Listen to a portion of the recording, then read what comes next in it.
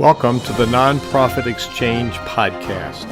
Stories by leaders for leaders to help you raise the bar on your own excellence, to release the potential inside of you. Now, here's today's podcast. This is Hugh Ballou, founder and president of Center Vision Leadership Foundation, where we help leaders create synergy around their vision. Of being clear about your vision, being clear about where you want to be. There's a number of elements. And over the years, 8 years plus, we've had some really exciting guests on our show. And today is no exception. And we have a fascinating topic. We have just this fascinating topic today. Curiosity did not kill the cat. And it's about intentional leadership and living. And our guest is Shana Francesca. Shana, hello, welcome, and tell people a little bit about who you are. Yeah, hi, Hugh and David. It's nice to be here. It's nice to be talking with you. So my work centers around, I'm the founder and the CEO of Consonate. I am a public speaker. I facilitate workshops. My work centers around intentional leadership and living. And my formula for intentional leadership, intentional and ethical leadership, is be curious plus be respectful times practice accountability. And it follows the PEMDAS rules. So be curious and be respectful are in parentheses, and then those are multiplied, by practicing accountability. Because anything we want to be good at, we have to practice. And then, curiosity and respect are nestled together in parentheses because, curiosity without respect is intrusive, and respect without curiosity is uneducated. Wow, that's awesome. So give us a little more about, you are an interior designer. Yeah. Now you're a speaker and your work focuses on intentional leadership and living. So explain what that is and what was your journey like? And what's your passion for doing? Absolutely winding. My journey is not linear in any way, shape, or form. And that's really what it is to be human. So buckle up. I'm going to give you like a 3-minute tour of 38 years of my life. So I grew up in an abusive household and in a religiously oppressive cult. And so my entire life was, my exterior facing life was inside of this cult, and my interior life, inside of my own home was abusive. And I spent a number of years, I didn't leave the cult until I was 26. So I myself was in positions of leadership. And as I got higher and higher in leadership is when I saw more and more corruption, and saw more and more harm. And as that happened, I was asking questions and, trying to hold leadership accountable. Like, do you know this is going on? And they absolutely knew. And that was like compounded on top of things that had already been done to me and a lack of accountability there. And so through my own home environment, through the environment, of growing up in that cult, I saw very clearly what intentional leadership does when it's intentionally harmful, right? When there's lack of accountability, when there is lack of challenging of your perspective, when there is a holding of leadership in a godlike position, all of these things become incredibly harmful. And so I really truly believe that my work now is an outgrowth of the way that I grew up. It was an inevitability, because I had this absolute, terrible experience internally of what harmful leadership does and how it breaks people down and how it takes from them. And so I think my life's work has been to discover what is ethical leadership. What does it look like to hold yourself accountable? What does it look like to create community? What does it look like for your institution to be a bubble of life rather than a place where people feel like they're slowly dying, whether they can vocalize it that way or not. And then, add to that the fact that I own my own business and have for a very long time. And as I was looking to form my own business, was continually questioning who do I want to be as a leader? What do I want to build as a business? You know, having been in all these different roles in the corporate world, having been a mentor, having had my own team working for me and with me, wanting to take those things that I learned in those leadership positions and in the corporate world and create something, a company that I'd actually want to work for and that I wish had existed when I came out of college. And what's interesting is that through my interior design work is how I got here, right? So my philosophies as an interior designer very much hinged on the fact that I knew what it meant to be not safe in your physical environment, and I was creating these environments for people, coming to the table with them and saying, like, who is it that you want to be in the world? How do you want this space to support you and your dreams? What do you want to do with your life over the next 1 year, 3 years, 5 years? And really creating like a business plan for people's lives. And then, creating that physical environment that supported them, much in the way that, uh, a stage sets the stage for a Broadway play. You walk in and you have some sense of what's about to unfold, and it supports the actors and what they're portraying, right? That's the way environments should be supporting us and us moving through our lives. Wow, that's brilliant. You Yeah. see so many people that are defined by their past and they're limited. And I have a psychologist friend who says some people live life to the level of their dreams, others live life to the level of their wounds. So I commend you for stepping up and defining your space in the world. Our definition for leadership is very simple in Center Vision. It's leaders are influencers, and you've demonstrated that. So and you've got your own business and you can Yeah. create your own future, and you have stepped out on a limb. Any of us who are entrepreneurs have stepped out of Oh, for sure. the corporate space to do our own stuff. So Yeah. there's a bit of bravery to go on that. So before we go on, I'll let David ask you a question. What is intentional living life design? Are you asking me or are you asking David? You, and we'll let Okay. him the next one. Okay. Business and talk about it being intentional. Yeah, you define a bad side and a good side of intention and leadership. So there's lots of bad leadership and lots of bad intentions, and there are ways that leaders isolate themselves so they don't know what's going on. Now, in your case, they were the ones that set up the evil stuff. So talk a little bit more about intentional living and life Yeah. design. Yeah, I want to start from the place. I don't really consider things a binary bad or good anymore, because I don't know too many people who wake up in the morning and think I'm evil and I want to hurt lots of people, right? And so I think it's really important for us to recognize that by labeling people bad and good, it causes a whole world of issues. Instead, if we just recognize that people are people and recognize that at any given moment, any of our singular action can be harmful to one group of people while beneficial to another, it starts to create a lot of nuance that I think is lacking in our understanding of how we are in the world and how we move through it and the ripple effects of all of our actions, right? And I think that's the beginning of accountability, is the recognition of how powerful we truly are and how everything we do has effect on the world around us. But my definition of intentional leadership and living always comes back to the formula of be curious plus be respectful times practicing accountability. And when we do all of those things, we kind of move right into intentionality. Like as we start to get curious and apply respect to that, right? We start to say, okay, if I'm curious about someone's life, I first have to establish trust and respect in that relationship to gain the right to have access to someone's story, right? Like and even then I'm not owed their story, right? But like if I want to be able to gain the access to ask someone, like, share your life with me, that's a very vulnerable thing for someone to share with you, right?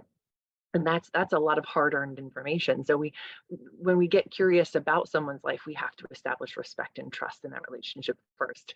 And then by practicing accountability, we become accountable for the information that we learn and applying it and making sure that we are aware of the impact of our actions as we take them and move through the world. And then when we do all those things, we're able to build true community around ourselves and be part of a true community, rather than creating this hierarchical structure with a lone leader at the top.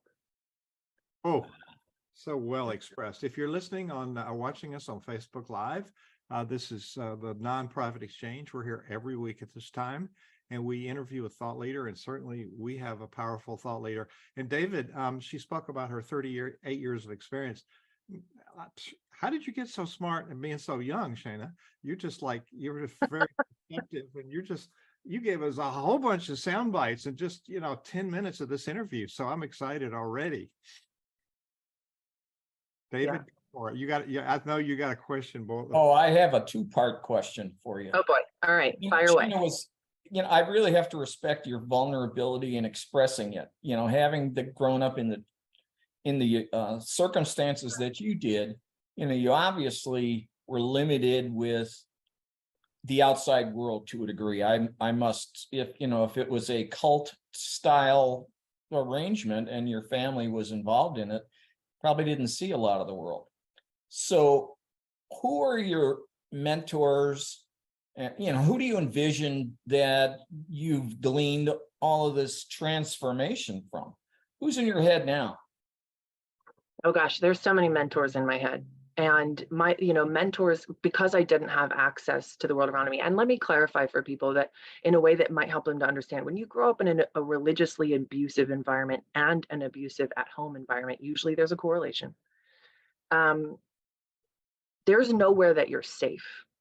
And you are limited to access to all kinds of things. For instance, the level of control in my life was down to the fact that I wasn't allowed to have a proper lock on my bedroom door. I wasn't allowed to close it and have any privacy unless I was getting changed. And then it was only allowed to be closed for the very 1 minute so that I could literally change my clothes, right? There was a level of control everywhere in my life. And so, there isn't, when your parents are unhealthy people, they do not surround themselves with really healthy people. So it's not like you have access to physical human beings who can pull you out of it, because your entire life is encapsulated in trauma. And so the only place I had to turn was books. And books took me from a place of indoctrination to education, right? And that was a very long process. For anybody listening here, right? You don't undo 26 years worth of indoctrination overnight. It took me, I left that cult, but then I went to another church similar to it, thinking that it was the church itself and not the belief system that went along with it, and found the same pattern starting to happen in this other church. And then I left that one and I went to another one, and then found the same pattern starting to show up in that. And I was like, wait a second, it's actually this belief system that's leading directly to this thing. And so all of this time I'm educating myself, I'm reading a variety of different books and trying to cultivate, when you start cultivating curiosity, you don't even know what questions to ask, right? You're curious, but you don't know you're trying to figure out the world around you. You don't know what direction to go. And so books really helped me to focus on that. And I started with people like Eleanor Roosevelt and Jane Austen, and started reading, both fiction and nonfiction. And I read C.S. Lewis, his nonfiction work. I've actually only read one of his fiction works. Because I was allowed access to C.S. Lewis because he was a Christian writer. And then as I got older and I got a job, I was able to buy a variety of books. Now the mentors in my head are people like James Baldwin, Mia Birdsong, who wrote this incredible book called How We Show Up. And I think it's a really important book for leaders to read, because it talks about what is the formation of community, what does that look like, how do we participate in this world together, how do we actually create something that we haven't really been taught how to do. Because we've been taught about the nuclear family, but we haven't been taught about community and what does that really truly look like. Other incredible writers. I'm reading a book by Akaya Winwood and Rajasvini. Rajasvini Bansali right now, called Leading with Joy. I'm always reading something from someone who's a thought leader, who's diving into their own curiosity so that it can help continually foster my own. So there's a lot of mentors in my head, including people like Brene Brown, Dr. Maya Angelou, Lots of mentors in my head. I could go on forever, but literally books saved my life. Yeah. Saved my life. Well, the second half of that question, based on everything that you've said now and how you were raised and the transformations you've had to go through, tell us a little bit about your current spirituality. Where do you sit with your belief system? My belief system is one that I'm still working through, right? Like none of us has the answers, and I certainly don't either. I'm going to put this in a way that's going to sound funny, but for right now, I've put Sky Daddies on hold, right? No, there's no Sky Daddies. Like there's no puppet master in the sky for me. I do believe that we are all deeply connected. I do believe that there is a power there. I don't know what I call it. I don't know what it is. I don't know how to define it. I've gotten to a place where I'm just curious about what that is and what that looks like, and reconstruct and just constructing my own. What are truly my beliefs? What actually feels okay and safe for me? So that's the place that I'm at. I'm in a place of questioning. I don't know. Great. Well, I appreciate your candor. That's Yeah. great. Thank you. So that's very wise. I served Christian churches for 40 years, and I served one that was 12,000 members, and there was a important celebrity who was getting married, and this preacher was a salesman. He took this church to be huge because he said, when are you going to join the church? And, if you don't ask a question, you don't get an answer. But he asked this to the groom while they were waiting to go into the wedding. He said, this is one of the most powerful preachers and most well-known preachers in the country. The guy says, sometimes I really doubt my faith. And the answer he got from this preacher was, so do I. Yeah. So when we quit trying to we quit discovering, or just accept the status quo, there's a lot of manufactured things. So your wisdom still, I say, far exceeds your linear years. So this is really refreshing to hear this. So your website, and we're going to show it to people in a minute. I don't know how you say it. It's Consonate, CONCINNATE.world for people, and it'll be on the podcast, the narrative for people. But why that name, and what will people find when they go there? Yeah. So, okay. First part of the question, why consonate? It's a word, it's a real word, and it has a beautiful definition. So I'm going to read it for you. It means to arrange or blend together skillfully as parts or elements, put together in a harmonious, precisely appropriate, or elegant manner. And I read that definition and I was like, that's it, right? Right. It's about harmony. It's about what's precisely appropriate, but not perfection. It's not about perfection, because perfection doesn't exist, right? I love to say to people, if you want to be perfect, you're going to be perfect at exactly one thing, absolutely nothing. And so it's better to move forward in the way that feels precisely appropriate for you and for the people, like as a leader, right? We have to move forward in the way that feels precisely appropriate, that in a way that we understand the impact of our actions on the people who are going to be impacted, and we take accountability and responsibility for those actions, and we are moving forward in the way that is precisely appropriate for that, right? And so when I saw this name, I was like, it encompasses everything that I do and everything I talk about in such a beautiful, precisely appropriate way. So that's what I went with. And what was the second part of your question? So I'm going to show your website. When people go there, what are they gonna find there? They're going to find when they go there. And I'm showing it to people who are on the video. If you're on a podcast listening, you got to go consonate.world to find it. But tell us what to find when they get there. Yeah, so you're going to find information, a couple of short videos. You're going to find some digital workshops. So the list of some of the companies that I've worked with recently. We're constantly updating, information there. Some of the places I've been published. There's information on there about me as a speaker. You're going to find lots and lots of information. That's why we hit everything in the more button, because otherwise it could feel a little overwhelming. But you'll find my contact information. So, there's lots of information there for people. I love to begin to usher people into curiosity and to provide some information to get them started, and then hopefully they can either reach out to me for additional resources, or they can continue that journey on their own. What I see is a joyful person, and you have overcome the limitations of your past, but there's a bunch of stuff that Yeah. happens every day. So how do you stay connected to joy? For me, I had to get to the place where I looked at what is joy for me. And joy for me has become being present, accepting what is, not comparing it to where I wish I was or what I wish was happening, while still setting myself goals and expectations for the next moment. And I may or may not hit them, but I'm still going to be headed in that direction, right?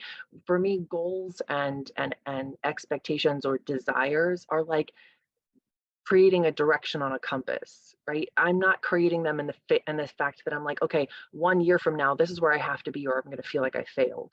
It's more like, this is the direction we're heading, and I'm going to get there at the pace that I get there, and I'm going to do everything I can to get there. But along the way, I might discover that thing actually isn't the best course of action, and maybe I have to course correct and move around, right? It's the difference to me between getting like mapped directions and picking a direction on a compass, right? A direction on a compass, you have a way of getting back to where you're headed. With mapped directions, you're like, wait a second, I can't make this left. The road's under construction.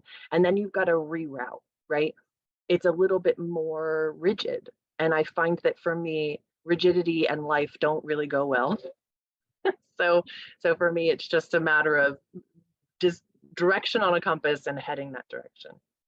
Well, and that's there are such things as SMART goals, but there's also SMART, which is evaluate and revise. Yeah. I think is really, really good. So I agree with David, and you model what Brene Brown talks about in transparency, vulnerability, which is a really strong leadership trait, and so many of us are afraid of that. So thank you for sharing that, David. What's brewing with you?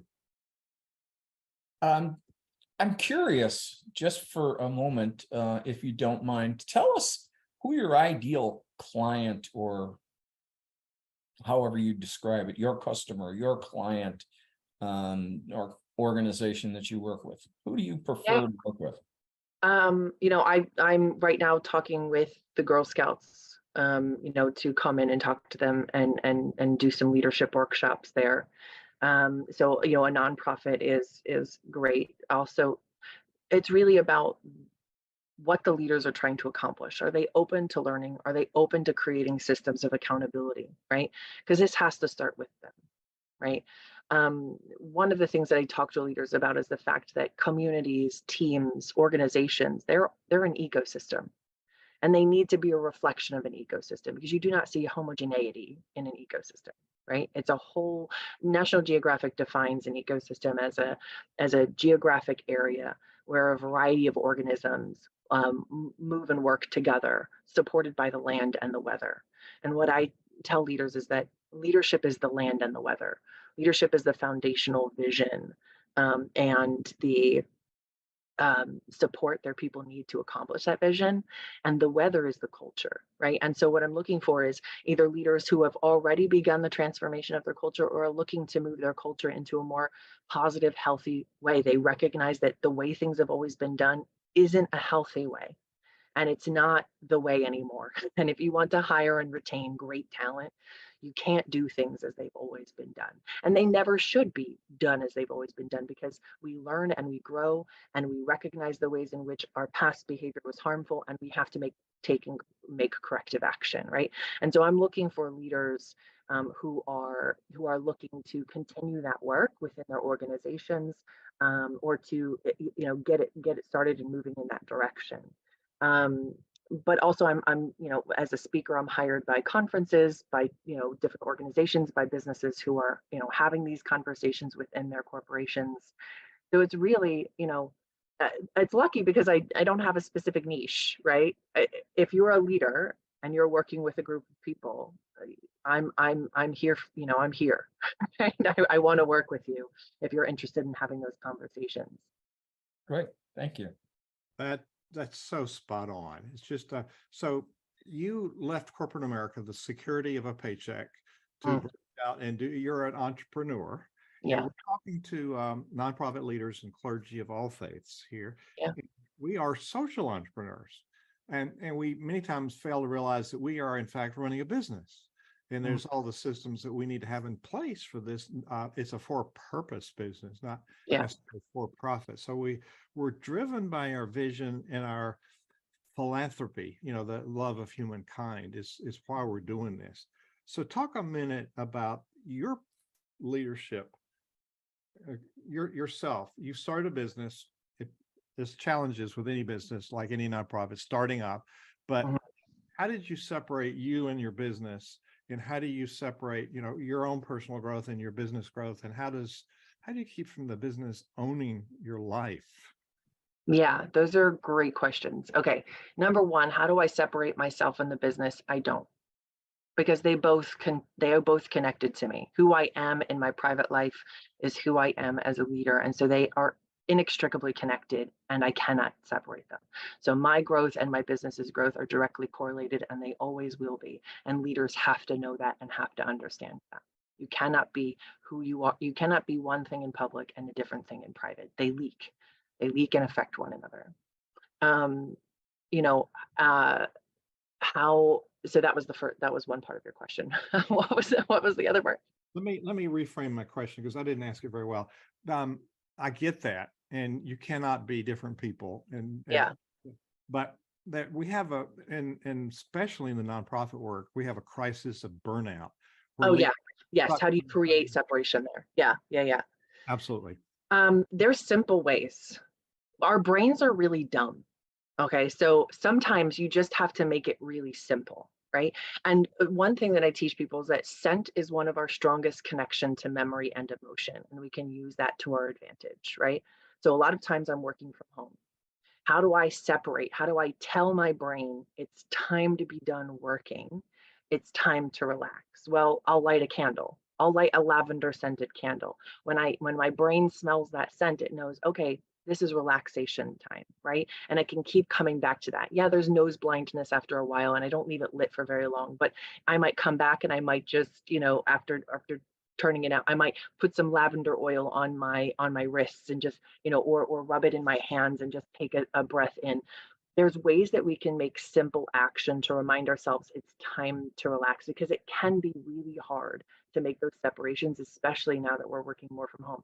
But you can do something similar within your business environment. If you are going into the office, you could have a specific scent that is only present in that office, right? And that you're not using elsewhere. You could listen to specific I've created a specific Pandora radio station that I listen to only when I'm working, right? So like we can create these cues for our brain that can say this is working and then this is not working, right? And we have to create these really basic practices to kind of remind us, because visual cues aren't enough anymore.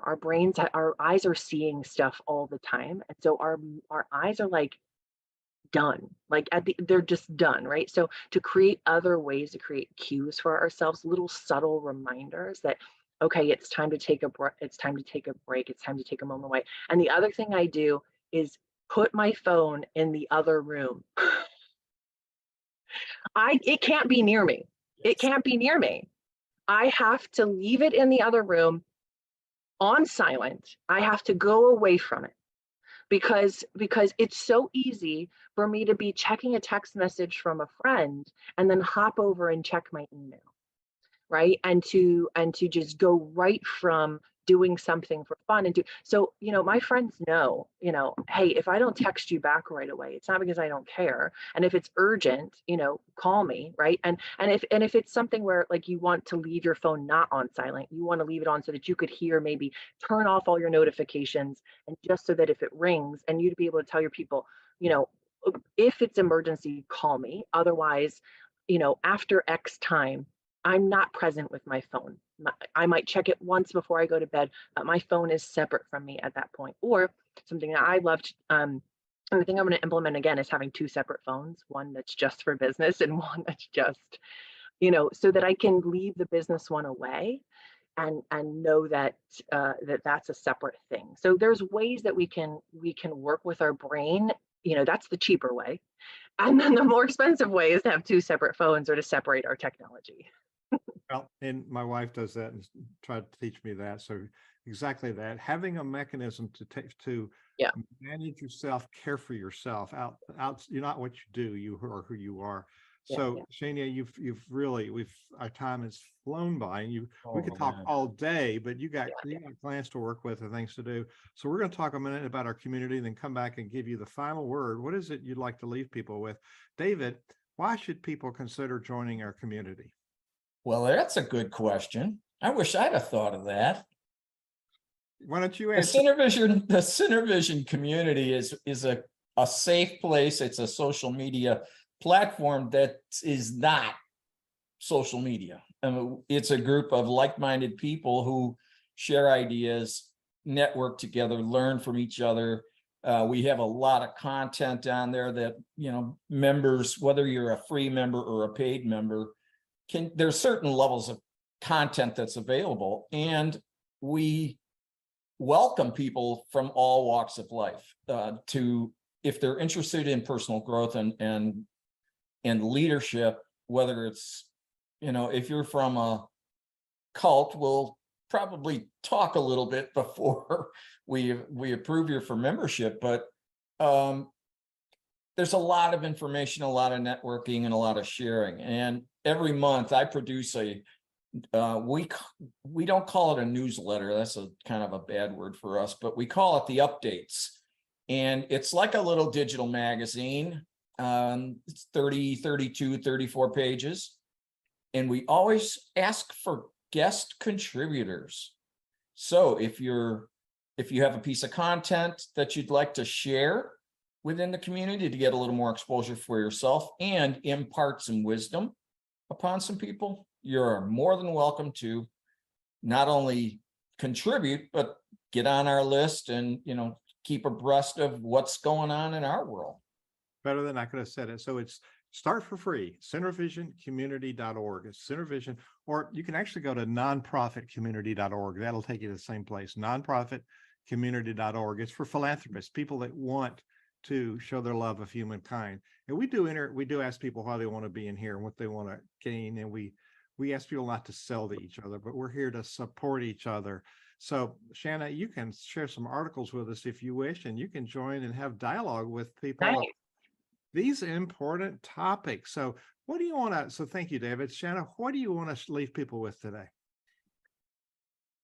Getting curious. There's a lot wrapped up in being curious. There's vulnerability because you have to acknowledge that you don't know, right? There's play and exploration, right? And there is a recognition that there's more for us to connect to, right? And that perhaps we have reached the edge of what we thought ourselves capable, but there is more, right? And so I think it's deeply important for us as leaders to get and stay curious and be creative about the ways in which we are connecting with other people, and to develop a practice around it. It's deeply important. Beautiful. You have given us lots of things to think about today. So Shana Francesca, thank you so much for being our guest on the Nonprofit Exchange today. Thanks for having me. Yeah, thank you so much. Appreciate it. Terrific stuff. Thank you for watching the Nonprofit Exchange.